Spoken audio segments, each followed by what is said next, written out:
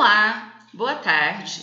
Hoje nós vamos falar sobre o cuidado farmacêutico para pacientes com distúrbios da tireoide, com ênfase no hipertiroidismo. Bom, o hipertiroidismo, ele tem uma prevalência de 0,2 a 0,5% da população. E o hipertiroidismo uma das causas do hipertiroidismo é a doença de Graves, que responde por 80 a 85% dos casos. Essa doença é uma doença autoimune. Então, fazendo uma comparação com o hipotiroidismo, que nós vimos na aula passada, o hipotiroidismo também quase 90% dos casos de hipotiroidismo são causados pela tiroidite de Hashimoto, que é também uma doença autoimune, tá? O hipertiroidismo também pode ter outras causas, como a doença de Plummer, que é o bócio nodular ou multinodular, que responde por 15 a 20% dos casos. E as demais causas são bastante raras.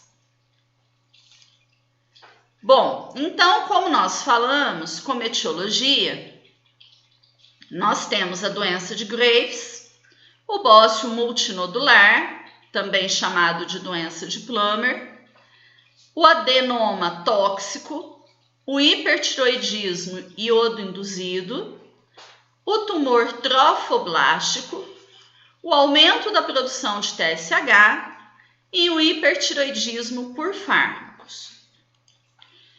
Bom, referente ao quadro clínico do hipertiroidismo, nós podemos dizer que os sinais e sintomas são o contrário dos sinais e sintomas do hipotiroidismo. Então, por exemplo, no hipotiroidismo é muito comum a sonolência, o excesso de sono. Já no hipertiroidismo, o paciente tem insônia, tá? No hipotiroidismo, é muito comum o ganho de peso. Já no hipertiroidismo, é muito comum o emagrecimento. No hipotiroidismo, nós temos a pele mais ressecada. Já no hipertiroidismo, a pele é quente, sedosa, com aspecto mais brilhante. Então, os sinais e sintomas, eles são praticamente opostos. No hipertiroidismo, o paciente ainda pode ter fraqueza muscular, irritabilidade e ansiedade, palpitação ou taquicardia, enquanto no hipotiroidismo nós temos bradicardia, no hiper nós vamos ter taquicardia. Intolerância ao calor, tremor, uma hiperreflexia, a retração palpebral e a exoftalmia, que depois vocês vão ver em um slide que eu tenho para projetar. Alterações menstruais, hiperfagia, hiperdefecação e uma pressão arterial divergente. O que vem a ser uma pressão arterial divergente? É quando você, subtraindo a pressão sistólica da diastólica, dá um valor maior que 60 milímetros de mercúrio. Por exemplo, se um paciente tem uma pressão arterial de 180 por 110 milímetros de mercúrio, se eu subtrair 110 de 180, eu vou ter 70 milímetros de mercúrio. Então, esse indivíduo ele está apresentando uma pressão arterial divergente, ok? Bom, e como é feito o diagnóstico, do hipertiroidismo? O diagnóstico ele é baseado na anamnese, no exame físico e na avaliação laboratorial, tá? Em relação ao exame físico, o médico vai avaliar o peso, altura, frequência cardíaca, pressão arterial. Ele vai fazer uma inspeção, né, da parte anterior aqui do pescoço e na palpação ele vai verificar se tem algum nódulo, tá? Ele vai verificar o tamanho da glândula, se ela está aumentada ou não. Ele vai verificar a consistência. Tudo isso faz parte do exame físico. Também pode ser necessário encaminhar o paciente para um exame ocular, para verificar exoftalmia ou alguma outra oftalmopatia. Ainda pode ser necessário encaminhar o paciente para um exame dermatológico ou ainda para o cardiologista para fazer aí uma avaliação desse indivíduo, ok? Em relação aos exames laboratoriais, são solicitados a dosagem de TSH, o T4 livre, tá? E nós vamos observar o quê? Um TSH muito baixo, menor que 0,1, e um T4 livre aumentado, ou seja, a tireoide está produzindo muito hormônio tireoidiano. Então, o T4 livre, ele está aumentado, tá? O T3 total e livre também estão aumentados, né? Uma vez que o T4, se ele está aumentado, ele é convertido em T3, né? Ele sofre a desiodação, que nós vimos na aula passada, e aí, sofrendo essa desiodação, o T4 se converte em T3. Então, o T3 também vai estar aumentado. Também, dosagem do anticorpo antirreceptor do TSH. Esse anticorpo, ele vai estar presente quando o indivíduo tem a doença de Graves, né? Como eu falei, ela responde pela grande maioria dos casos de hipertiroidismo. E também pode ser feita a captação de iodo radioativo, né? O iodo 131, para fazer o diagnóstico, e não apenas o diagnóstico, mas também para calcular a dose terapêutica, porque um dos tratamentos do hipertiroidismo é a iodoterapia, tá? Então, nesse caso, além de fazer o diagnóstico, já é possível calcular a dose, né, que o paciente vai receber em caso de tratamento. Bom, a doença de Graves, né, como nós falamos então, é autoimune, é a causa mais comum de hipertiroidismo e a maior incidência dela é entre os 30 e 60 anos, tá? Ela afeta aproximadamente 2% das mulheres e a proporção de mulher para homem, né, é de 7 mulheres para 1 homem. Então, ela é muito mais frequente nas mulheres, tá? A fisiopatologia dessa doença. O receptor do TSH, ele constitui um autoantígeno primário da doença de Graves, pois ele sofre a estimulação por anticorpos específicos. Então, o que acontece? O meu organismo, ele vai produzir anticorpos, tá? Que vão, digamos, atacar o receptor do TSH. Então, meu organismo acaba produzindo anticorpos que vão reagir, que vão interagir com o receptor do hormônio TSH. A doença de Graves, ela é caracterizada pela presença de um bócio difuso, pela tireotoxicose, tá? Pela oftalmopatia infiltrativa e dermopatia infiltrativa, ok? E também o hipertiroidismo e o fenômeno infiltrativo podem ocorrer juntos ou isoladamente.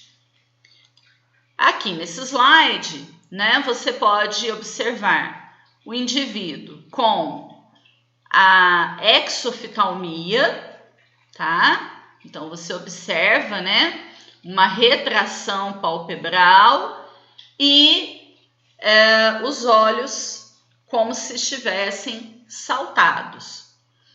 Aqui o paciente com o bócio e aqui uma dermopatia infiltrativa, tá? Decorrente do excesso de hormônios tireoidianos na circulação. Bom, como é realizado então o tratamento da doença de Graves? O tratamento ele pode ser medicamentoso, tá? Usando drogas antitireoidianas. Pode ser cirúrgico, que é a tireoidectomia. Pode ser com iodo radioativo, né, o iodo 131.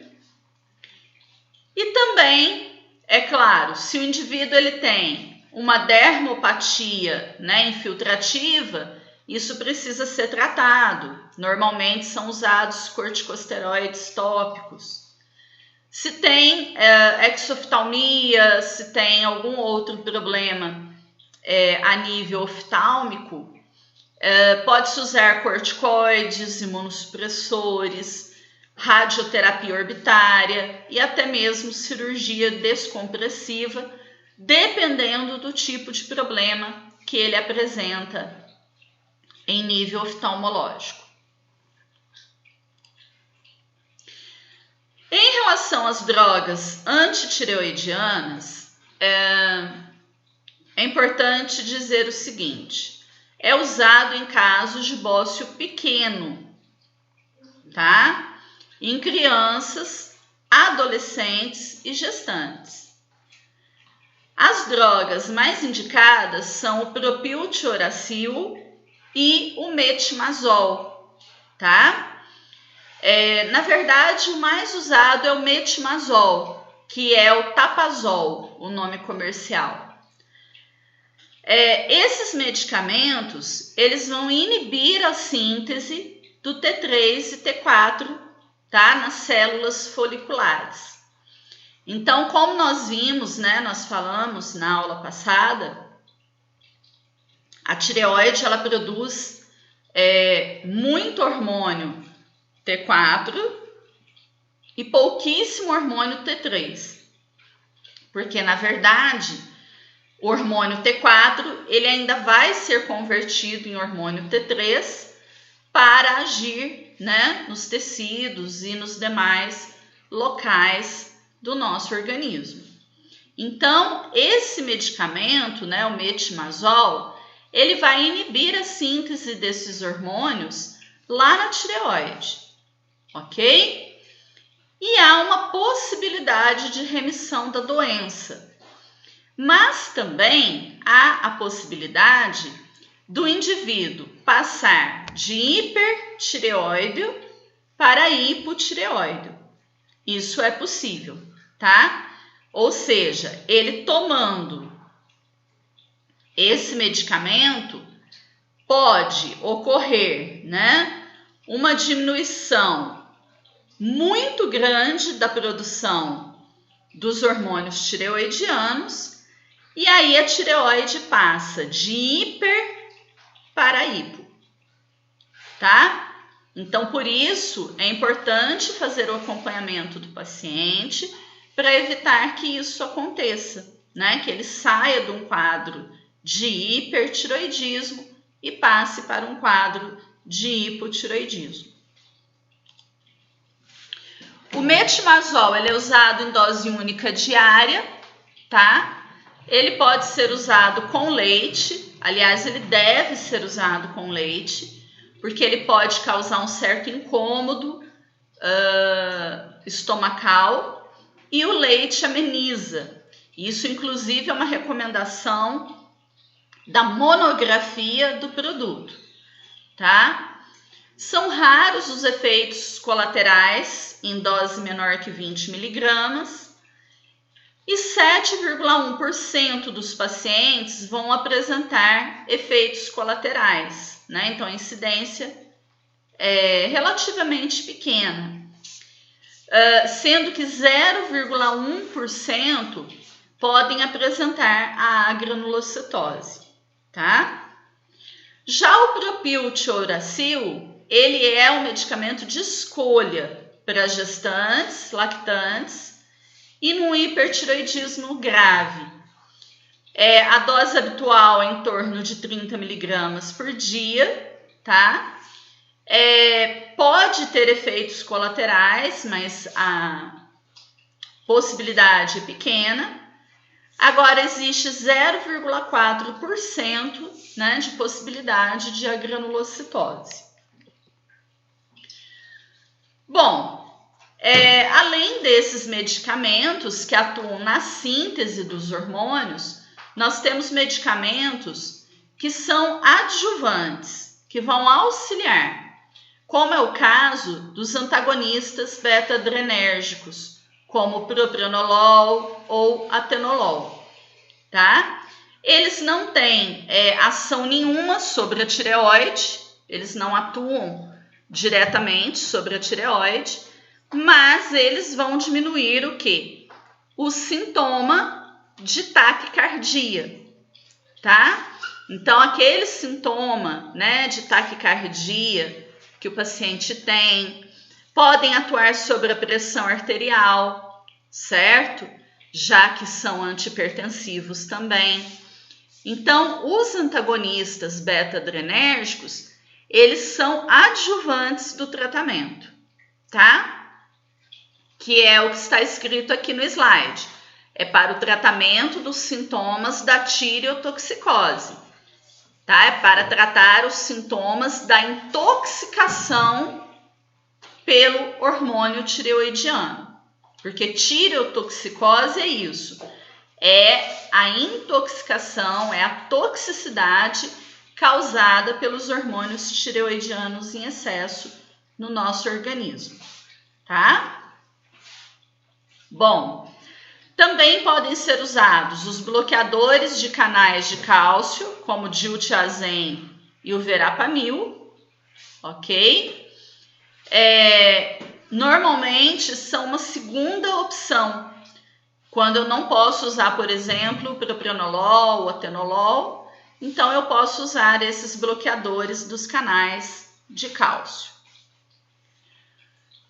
O iodo radioativo, né, o iodo 131, ele tem melhores índices de custo-eficácia.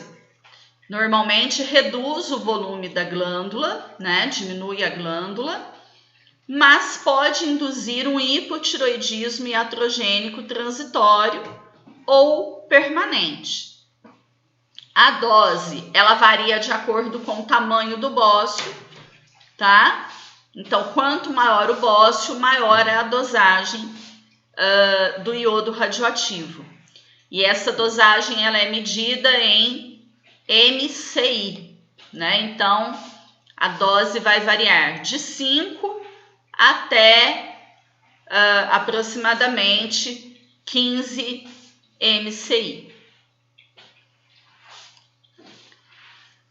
Bom, quais são as contraindicações do tratamento com o iodo? Gestante ou lactante? Não pode. Baixos níveis de captação do iodo 131. Então, se o paciente, né, tem uma baixa captação, se a tireoide ela capta pouco, não adianta usar o iodo 131. Também a presença de um nódulo maligno, porque aí nesse caso tem que ser feita a retirada da glândula, né, a tireoidectomia. No caso de oftalmopatia grave e na recusa do paciente por esse tipo de tratamento. A tireoidectomia, né, ela é indicada para quem? Para crianças e gestantes com efeitos colaterais aos medicamentos, ao propiltioracil ou o metimazol. Então, se a pessoa ela não tolera os medicamentos, ela não consegue fazer o tratamento, e ela também não pode usar o iodo 131, a opção é a retirada da glândula, é a tireoidectomia. Também para pessoas que não aderem ao tratamento, né, tem uma adesão ruim, para bócios volumosos e também quando tem nódulo tireoidiano suspeito de malignidade, né? Então, quando se suspeita de um câncer na tireoide, vai se retirar a glândula inteira. Bom, e o bócio nodular tóxico, né?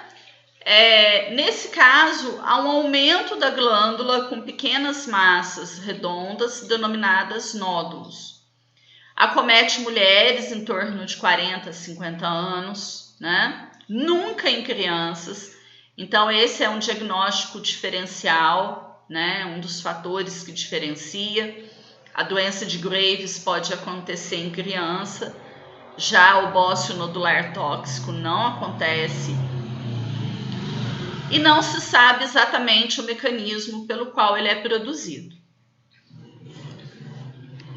O adenoma tóxico é a terceira causa mais frequente de hipertiroidismo. Acomete mulheres, né, de 20 a 30 anos. É um tumor benigno, tá, da tireoide. E ele adquire uma autonomia funcional independente do TSH, ou seja, independente de ter TSH ou não, a tireoide vai produzir o hormônio, né? Então, nesse caso aqui, tem um aumento da produção dos hormônios tireoidianos, certo? Que independe do TSH. Independe, inclusive, dos valores de TSH. Pode-se usar medicamentos antitireoidianos, porém o caso se resolve com cirurgia. O hipertireoidismo iodo-induzido, ele é menos frequente, tá? Ele ocorre após uma sobrecarga com iodo, e após explorações que usam contrastes iodados ou ainda após o tratamento com a amiodarona. A amiodarona ela é um fármaco bastante complicado, né? Ela pode causar tanto hipotireoidismo quanto hipertireoidismo, tá? Então, o paciente que usa amiodarona, ele tem que ser monitorado, ele tem que ser acompanhado, porque pode ocorrer tanto hipo quanto hipertireoidismo. O tumor trofoblástico, né, é muito pouco frequente, vai ocorrer em mulheres que tenham mole datiforme ou coriocarcinoma, né, por uma estimulação direta do receptor de TSH pelo HCG, né, pela gonadotrofina coriônica humana. Então, o paciente tem a mole datiforme, certo? Essa mole datiforme, uma das características, né, é ter a presença de HCG no sangue. Então, por isso que hoje em dia, né, só fazendo aqui um comentário, por isso que hoje em dia, quando você vai fazer um teste de gravidez, não pode mais aparecer no resultado positivo ou negativo, né? Porque o que você faz, na verdade, no laboratório é uma determinação de HCG, mais especificamente do beta-HCG. E a gonadotrofina coriônica humana, ela não está presente apenas na gravidez. Ela está presente, por exemplo, na mole datiforme. E aí, nesse caso, né, em que há um excesso desse hormônio, esse hormônio estimula o receptor do TSH, tá? Então, ele faz o papel do TSH. E com isso, leva a uma produção excessiva de hormônios tireoidianos, tá certo? Mas o problema em si não está na tireoide, né? O problema em si é essa mole datiforme, que precisa ser identificada e tratada. Bom, e para a gente ir caminhando para o encerramento dessa aula, para ela não ficar muito longa, nós vamos falar um pouquinho dos distúrbios inflamatórios, tá? Os distúrbios inflamatórios são denominados de tireoidite, e nós temos a tireoidite subaguda ou de Kirchwein, subaguda pós-parto, aguda, induzida por drogas e crônica. Bom, a tireoidite subaguda ou de Kirchwein é a causa mais comum de dor na tireoide, tá? E mais prevalente em mulheres na faixa de 40 aos 50 anos. Normalmente, ela é caracterizada por uma tireoidite de células gigantes e tem uma etiologia viral, cachumba, adenovírus, influenza, entre outros. Apresenta-se com uma tireoide edemaciada e dor com irradiação para a garganta, ouvidos e a mandíbula, tá? Apresenta um diagnóstico diferencial com as outras tireoidites e quase sempre o paciente tem uma recuperação completa. Então, é uma condição que é uma condição transitória que está relacionada a um processo viral. O tratamento é feito ou com anti-inflamatórios não esteroidais ou corticoides, tá? Então, é uma condição inflamatória da tireoide, mas é uma condição transitória, passageira. A tireoidite subaguda pós-parto, tá? É caracterizada por uma inflamação indolor e autoimune da tireoide no primeiro ano pós-parto. Então, veja bem, lá na subaguda de Kirchwein, dói, existe dor. Aqui não existe dor, né? É indolor. O diagnóstico, por vezes, são erroneamente interpretados, pois consideram-se as queixas comuns no pós-parto, mas pode ser detectado observando-se a flutuação dos níveis de TSH. Então, no pós-parto, é importante fazer o acompanhamento, né, do TSH dessa paciente. O tratamento normalmente é feito com beta-bloqueadores e, se necessário, né, se evoluir, a reposição de tiroxina, tá? Ele vai precisar de levotiroxina.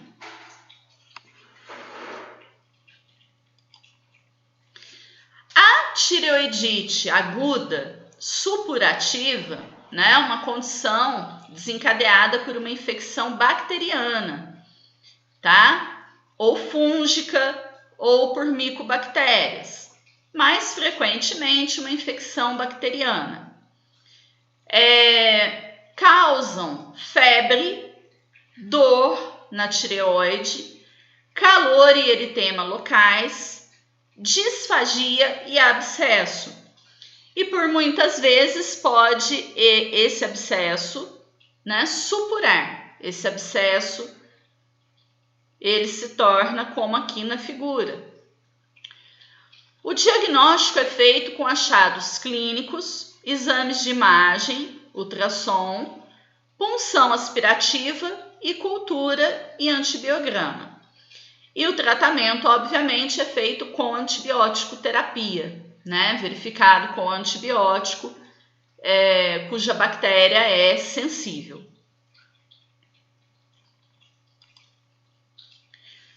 Temos a tireoidite induzida por drogas, tá? Nós temos aí a amiodarona, né? A grande vilã da nossa tireoide. Ela pode causar apenas uma tireoidite, ou seja, um processo inflamatório, ou dependendo do tempo de uso da amiodarona, ela pode causar até mesmo um hipotireoidismo ou o hipertireoidismo, tá? Temos também o lítio, né? O lítio, ele causa hipotireoidismo, só que inicialmente ele vai causar o quê? Uma tireoidite. Inicialmente ele inicia com uma inflamação, certo? E aí, como o uso do lítio é crônico, acaba que o paciente ele desenvolve o hipotireoidismo, tá? E o IFN-alfa, tá? Que induz o aumento também de anticorpos, anticorpos contra a tireoide, ok? E nós não vamos falar novamente, né? Nós vimos aí que as tireoidites, elas podem ser agudas, subagudas, certo? Ou crônica. Mas quando a tireoidite é crônica, é a tireoidite de Hashimoto, que nós já falamos na aula passada, né? Falamos muito dela. A tireoidite de Hashimoto é uma doença autoimune, tá? Então, como nós já falamos, nós não vamos aqui ficar repetindo, tá? Trata-se com levotiroxina, né? O tratamento é crônico, o tratamento é para a vida toda, ok? Nós vamos parar por aqui e em breve eu vou publicar o próximo vídeo para terminarmos o assunto, falando de nódulo da tireoide e câncer de tireoide, ok? Obrigada, até a próxima!